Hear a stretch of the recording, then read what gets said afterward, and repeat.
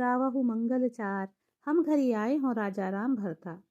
इस पद में कबीरदास आत्मा और परमात्मा के मधुर मिलन का रोचक वर्णन कर रहे हैं। कबीरदास कहते हैं कि दुल्हनी अर्थात हे सौभाग्यशाली स्त्रियों, मंगल गीत गाओ, क्योंकि हम घर ही आए हों राजा राम भरतार। आज हमारे घर में भगवान राम परम ब्रह्म ईश्वर पति के रूप में पधारे हैं, वर के रूप में पधारे हैं। आगे कवि कहते हैं, तन रति करी मैं मन रति करी हूँ पंच तत्व वराती। आज मैं अपने विवाह के लिए तन से और मन से सजी हूँ, सवरी हूँ, अर्थात मैं परमात्मा के प्रेम में डूबी हूँ।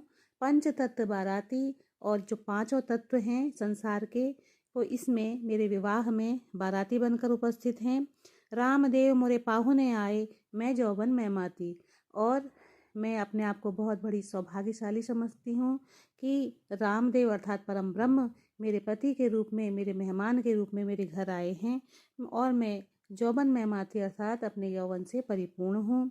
शरीर सरोवर वेदी करी हूँ ब्रह्मा वेद उचारा, और मैं अपने इस शरीर को आज विवाह की वेदी बनाऊंगी। ब्रह्मा वेद उचारा, और स्वयं परम ब्रह्मा जो संसार को की सृष्टि करने वाले ब्रह्मा हैं, वो मेरे इस विवाह को में वेद मंत्रों का उच्चारण करेंगे। रामदेव संग भांवरी ले हूँ, धनी धनी भाग हमारा। कबीरदास कहते हैं कि ये मेरा बहुत बड़ा सौभाग्य है। अपने सौभाग्य को मैं बहुत धन्य मानती हूँ कि आज मैं अपने परम ब्रह्म ईश्वर के साथ फेरे लूँगी, या मैं उनमें एकाकार हो जाऊँगी। आगे कबीरदास कहते हैं, सुर 33 कौतिक आए, मुनियर सहज 88, कहे कबीर हम ब्याही चले हैं, पुरुष एक अविनाशी। मेरे इस विवाह में सम्मिलित होने के लिए, उसके साक्षी बनने के लिए 33 करोड़ सुर अर्थात देवता आए हैं। मुनियर सहज 88, और 88,000 मुनि ऋषि मुनि स्वयं मेरे इस विवाह के साक्षी हैं।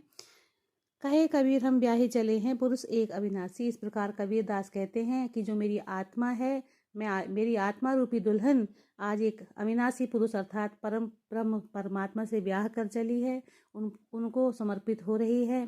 तो ये आज मेरा बहुत ही बड़ा सौभाग्य का दिन है।